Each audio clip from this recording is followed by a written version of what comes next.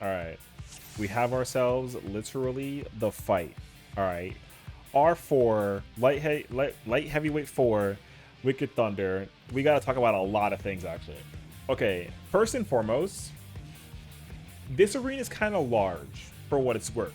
And if you've done the fight, you know that there's literally so much that goes on. Okay.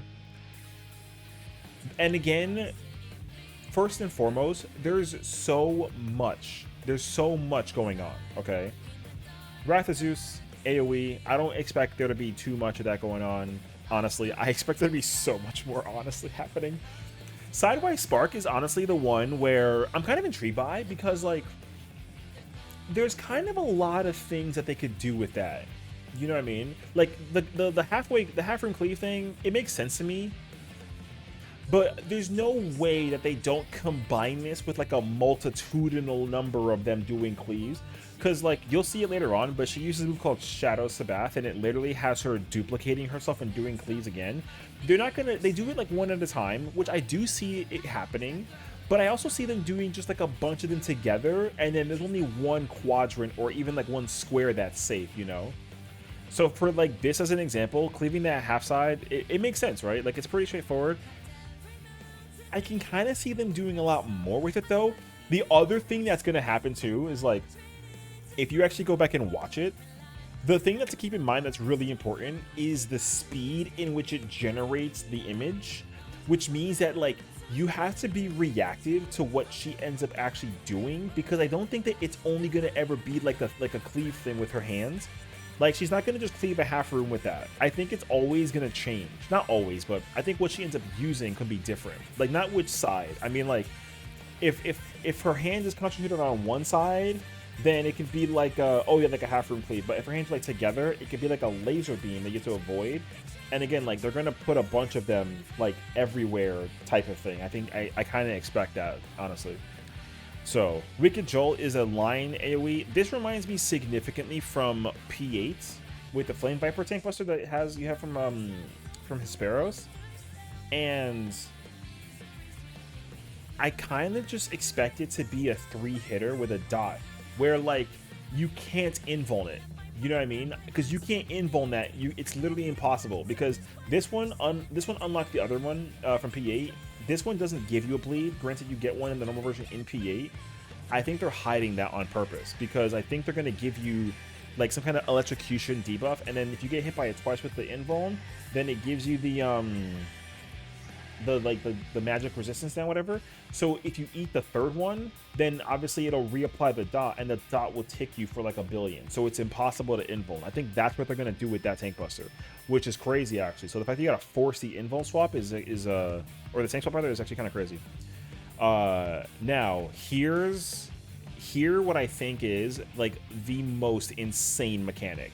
The fact that she literally brings this cannon out and starts AoEing. First and foremost, she's only hitting one side of it, but if you look at the actual AoE hits for it, like as she starts shooting that section of it, you can actually sand where the safe spot is and actually take no damage. They're not going to do that in the Savage version. I think you have to pay attention to which portion of the arena she's cleaving or shooting at with the arena. And then, but the whole thing is going to AoE. So it's actually going to be like a mitigation heal check also. So that might need to like throw like a reprisal in there. I think you can still uptime it, but you just have to avoid it before it actually like gets rid of the arena. So people are going to be very unprepared for when that mechanic starts kicking out. Then you get the full blasts. So I think what I'm expecting them to do with this too is very simple. However, the 3-fold one doesn't have a follow-up. I didn't realize this the first time through, but she shoots it in different directions, right? I can kind of understand though that there's a follow-up to the 3, but the 3 follow-up is hidden. They don't have a 3 follow-up. You'll see it here with the 4-fold. She'll do 4, and then what ends up happening is there's an AoE puddle under a bunch of people. It's not everybody, but it's under like a handful of people's hitboxes, and it is like a get out of it. So you literally have to dodge dead in the middle, and then spread out. And then we'll see that later on the 5th one, but there is a 5th one, and then that one changes. So as you can see here, right, there's an AoE puddle that appears under everyone. Then the arena comes back and it's repaired by the announcement, which is cool. Wicked Bolt's a multi-hitting stack marker. I kind of expect them to kind of keep that there, but I expect it to hit a lot harder, and I think there will be like a different thing to it on top of it also. But I don't really know any fights where there's a stack mechanic that happens multiplicatively, but like there's like a thing happening as well, you know? So I don't actually know. Now here's the biggest thing. 100%, this is the primary mechanic. It's not even the fact that it's this move in particular, it's the fact that she just equips the wings. The wings is going to be like something crazy, because you know she does like the lines on the floor, and you'll see it later on. She does like a freaking like a cross, and it's like 2 of them. The explosions that kind of happen timed is definitely what you're going to end up doing. But they do kind of randomize it, because it was like 1 over here, 2 on the other side, 3 in the middle, then 4 is kind of like in the middle, then 5 again. The sidewise spark finish though, like I can see that happening, but I don't really know if they're gonna kind of randomize it or control it, because that mechanic and what number that they do, the order is random, but I don't know if it'll be random in the Savage version per se. So we'll see. Another AoE, you know, nothing too crazy, but again, I think that like once she starts coming out with these more extra shadows, again, I think that there's going to be a differentiation of like what does what. And this time they all do different cleaves, right? The which order that they do it in is obviously what it is. I don't expect them to always do like a clockwise order of it. I kind of expect them to do counterclockwise. I even expect them to do like, you know, like double opposites. So it's like, you know, north, south, and like west, east, or even do that in the other order. And I actually expect them to hold it. So they're not going to like finish appearing and then shoot. They're going to sit there and like hold it. And you're going to see that her do like a different thing, and then you got to dodge. I can see that also being a thing in this as well, which I'm actually like super excited for. I think that's actually like so sick. Then we're going to have her, again, she'll come back to the middle. This will do the whole like platform removal thing. Again, same ordeal, right? She's going to crack a good chunk of that off, but then also she's going to force the AoEs on everybody, even when you're in a safe spot, so be careful for that. Then we have 5-fold. I don't really expect her to do 2 different versions, because you have like the thing that I haven't figured out is the fact that there's a red and a blue one. I don't think that it's just going to indicate like which side she's cleaving. I kind of feel like there's something else that we're not seeing. But I don't know. But after the 5-fold though, she does a gigantic spread on everybody. So this has to be controlled by the party effectively, or else like GG's, you know what I mean? So I think that's going to be kind of crazy. And then for her to like literally, man, she did the healer dirty this one with the double, with the spread into the Wicked Bolt. We like barely survived this. It was crazy actually. But I think, again, that kind of shows the brevity of power that this fight is going to really showcase. And also, like, I've actually been hearing some kind of rumors. People were thinking that there wasn't going to be, like, a part 2 to this. I do have some news about that, though, that we're going to talk about in, like, a little bit. But let's cover this real quick. So now she's got the clone, and she's got the flight. So you're going to actually see her literally do, like, a double crossover thing. And literally cover the floor, and they're gonna break in 2s.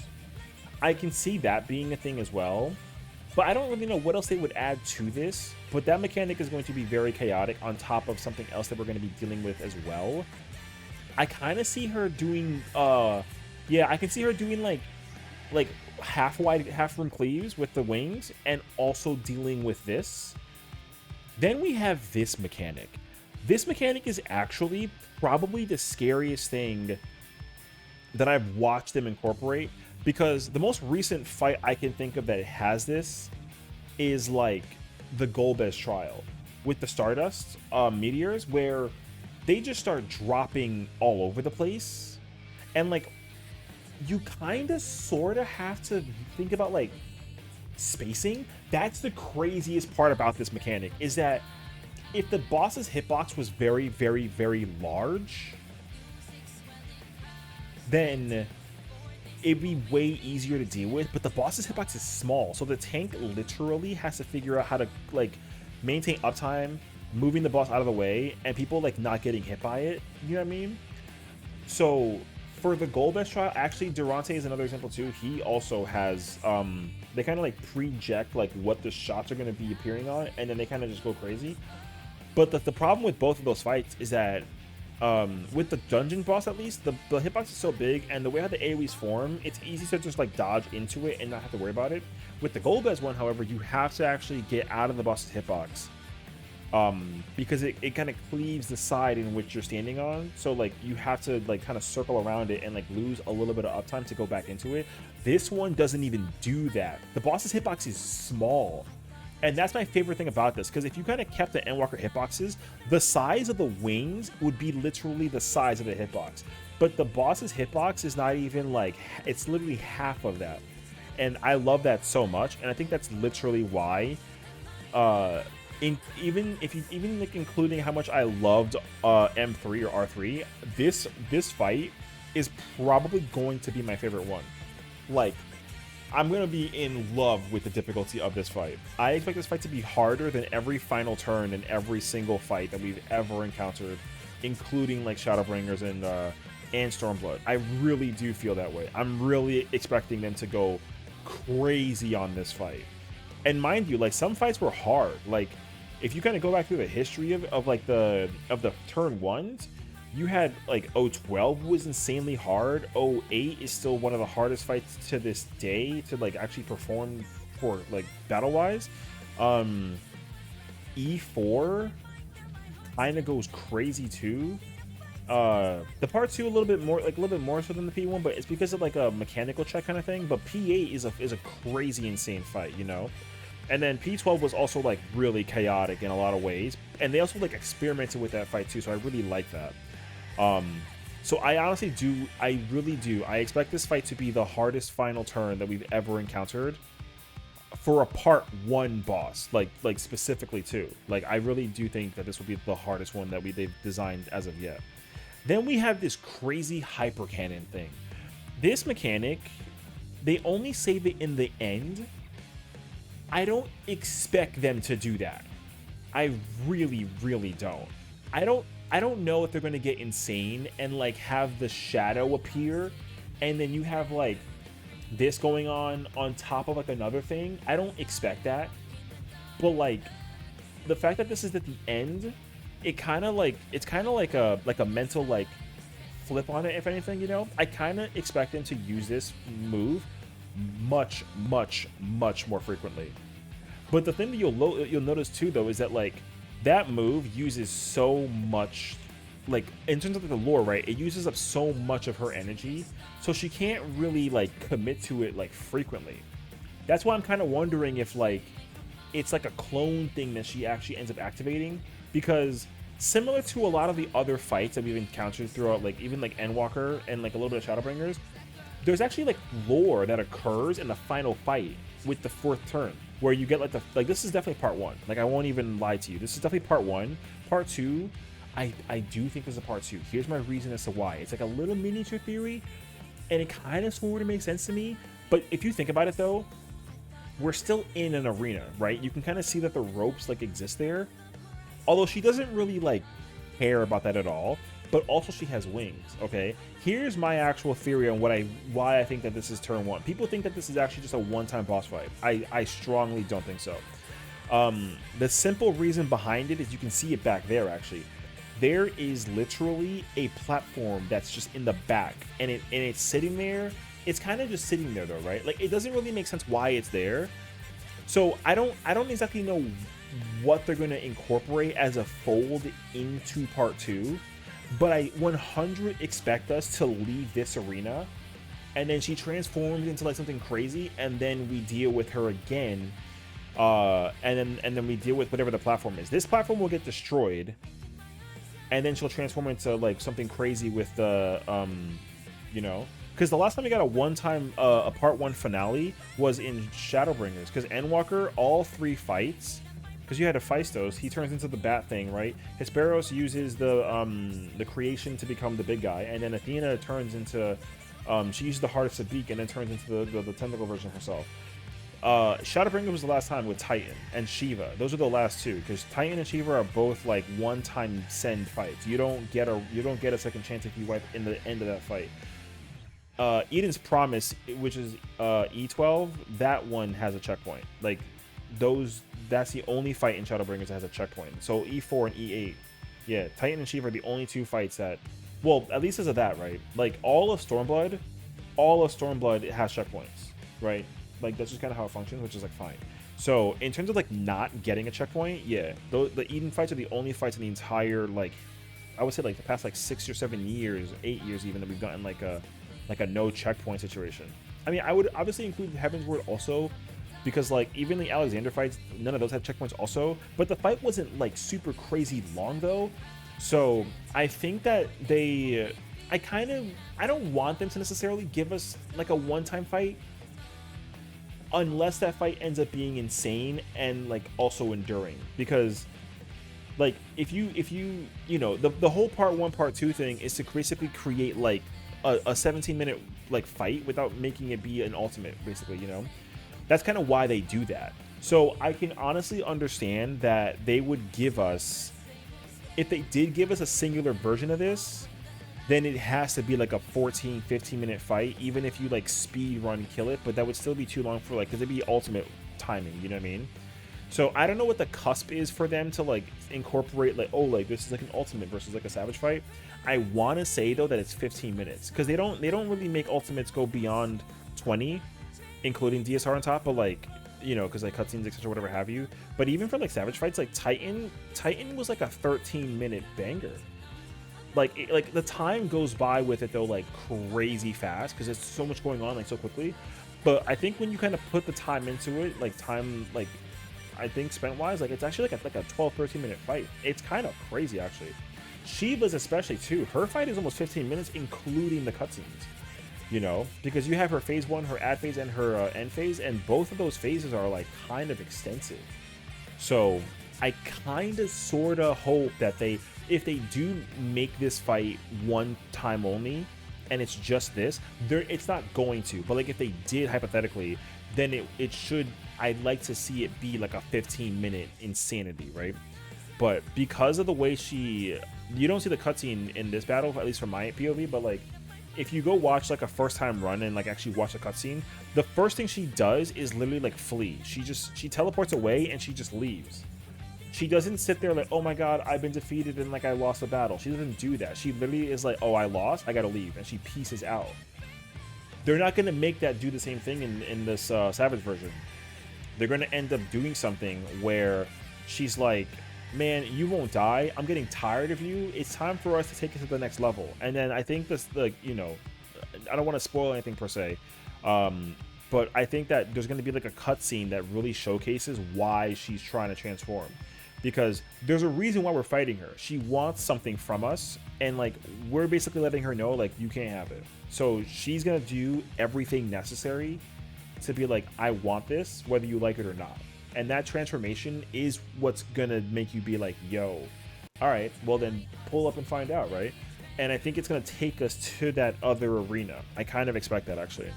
I think it's gonna be really cool though. So I don't know what at all they're gonna expect with the second turn, but I think similar to how they did P4, I kind of sort of don't think that they're gonna do like you know how the hitbox for the boss is like massive? I don't like, and it's like a non-directional positional kind of boss kind of thing. I actually don't expect them to do that.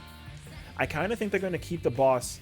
The boss will transform because she's based off of Ixion, right? I think she's going to enter like a crazier form, but the boss hitbox will still be kind of smaller, and she's actually going to like make you deal with like what it is. So that's why I'm really under the impression of like, because remember, she like utilizes Electro, right? She kind of like takes the concept of the thing and she turns it into weapons, and then she like uses it against you. So I'd be curious to find out if she like just kind of uses it on herself and she's like, man, I'm not strong enough for this. Let me just kind of like put this in, and then she turns into whatever she turns into, right? With her soul and the thing in mind, and then she just kind of does like a super fusion, and then we get whatever the big bad is, and then that's the final boss. So that's kind of what I'm expecting.